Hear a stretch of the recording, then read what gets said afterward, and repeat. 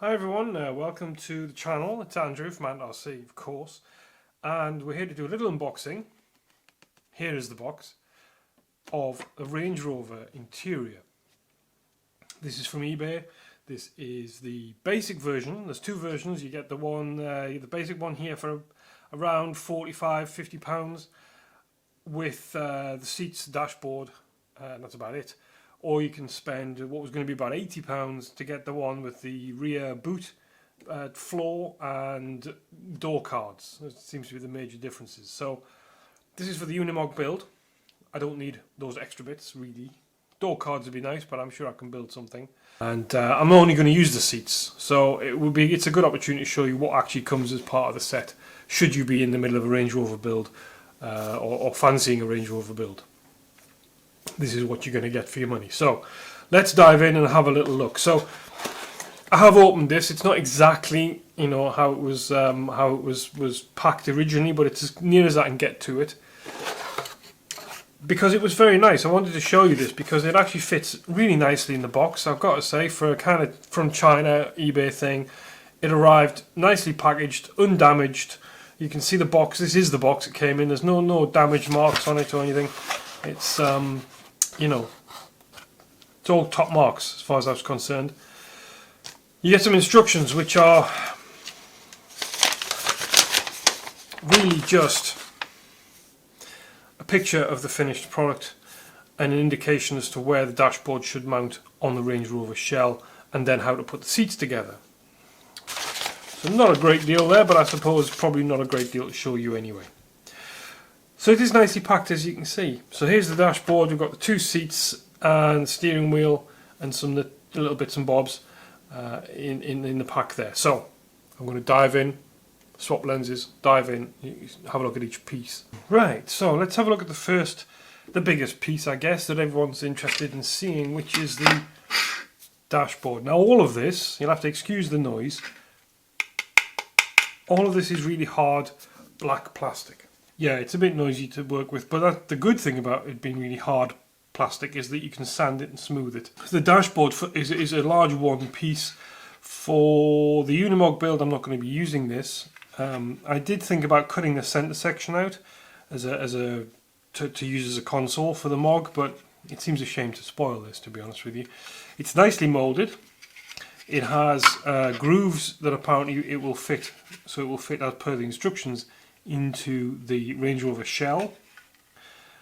It's got, you can see the detail on it, I hope. I know it's black, it's hard to bring it out, but it's got grills, it's got a speaker grill, little trays on the top of the dashboard. You got the glove box. This is obviously the right-hand drive version. I think you can specify left-hand drive as well.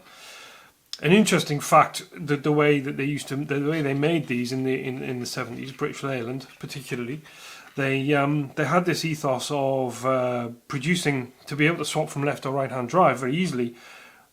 They had all the dashboard was basically in a pod, so they can move the pod. It was symmetrical. The dashboard was symmetrical, so you had this the glove box here could be installed over this side, the steering rack put on this side of the car, and the pod with the gauges moved over to that side. So it was a very simple process. There's no sculpted, moulded dashboard that had to be completely resubstituted. Anyway, you know what I mean. So it was very easy. They could just stick with the one basic dashboard and swap the components over. They did it with the Range Rover SD1, the 3.5 hatchback 5-door Rover. They did it with that as well. The Austin Metro, I believe, was the same principle. Anyway, talking of instrument pods, that's probably the next thing I can show you. Here it is. So this would sit, I would sit up on there, and you've even got a little front plate for it, which is very nice. It sits on like so. You get a little strip of warning lights that will be on the real car. That was a strip of warning lights down the centre between the two dials, of course, a speedo and a rev counter. Certainly on this one they are. And you even get a nice set of decals to go in there, and they're over there. But they even give you a couple of clear plastic discs to go as glass in front of them, which is pretty cool. There is obviously ample room in there to illuminate. If you wanted to kind of try and get an LED up inside there, you could easily do that through the dashboard, couldn't you? That'd be a very easy thing to do, I would imagine. Even I could do. It's a nice little happy face, isn't it? It's a bit like Wall-E from the Pixar film, I think. But anyway, I won't do an impression. So they're a nice. That's a nice little thing. And speaking of gauges and the dashboard, you'll see the 4 gauges spaces there molded into the center console. They give you the little dials for those as well.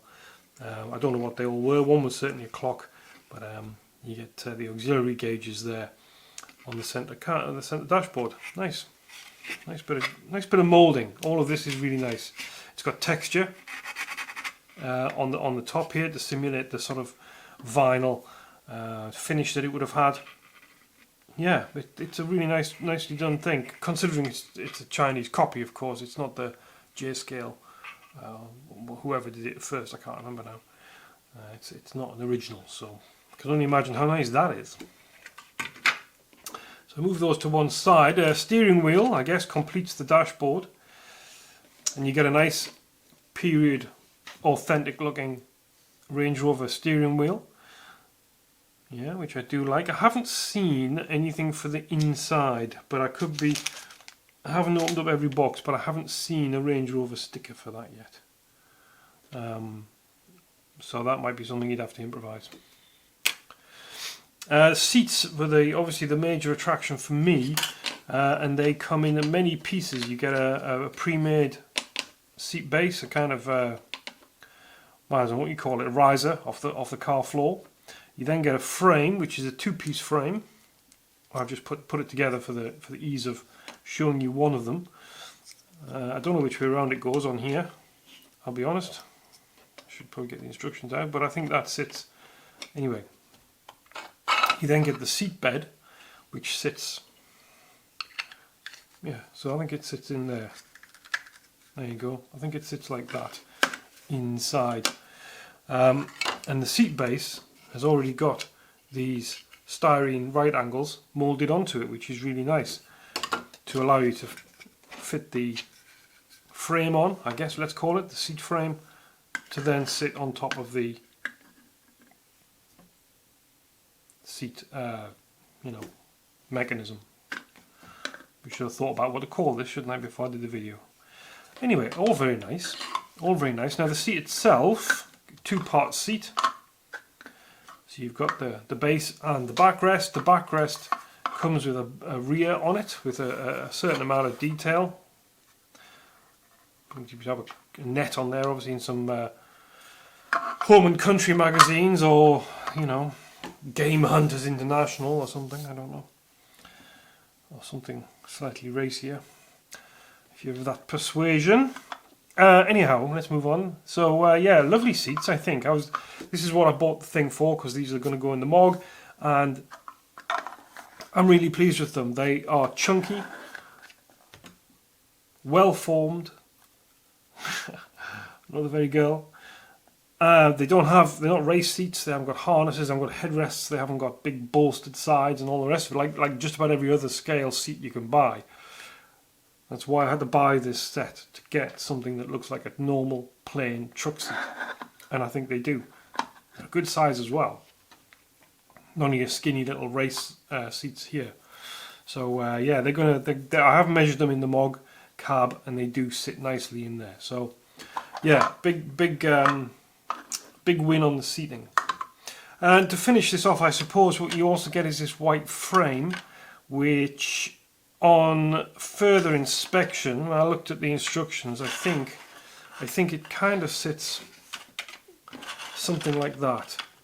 I think the intention is that this goes on there, and then the seats kind of fit on somewhere. I haven't really studied it in depth, but this is a rudimentary floor. I think is what they're starting you off with. I guess it's pre-cut to fit the Range Rover body. Don't really know why it's this shape. Don't know whether I'll use it. Yeah.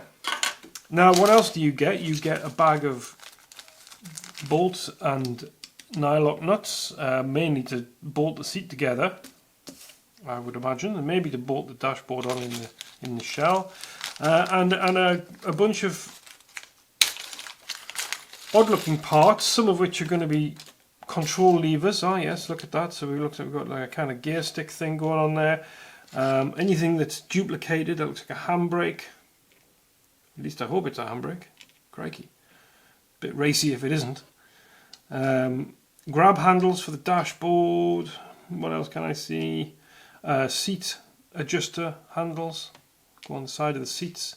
Yeah, and a few other odds and sods that I'm sure will become apparent in due course. So yeah, I'm impressed. I think it's really nice. It is quite big. Let me go get a tape measure and I'll measure it for you. So the dashboard from edge to edge, where you'd have to put it in the car, is 7¼ inches, or I'm going to call that 80, maybe 83 millimeters wide. It's curved, obviously, so I can't really measure that properly for you.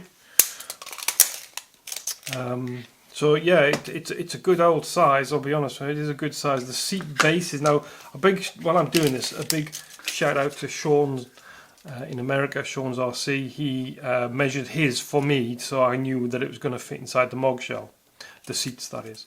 So the seat base is about 6 centimeters. Say 2½ inches at a push by, again, 6 centimeters, 2½ inches. So it's kind of square, that thing. And the seat back, which comes, yeah, the seat back has a height of 7 centimeters, and again is 6 centimeters, 2½ inches wide. So they're quite substantial seats. They're probably bigger than most 10 scale seats, and they might dwarf your average 6-inch driver figure.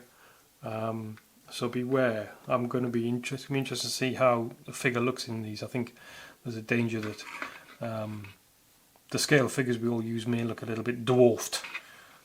So there you go. That's the Range Rover interior. Thank you for watching, and I hope you like it. If you want any more specifics about it, do drop a comment, and I'll do what I can to get those to you.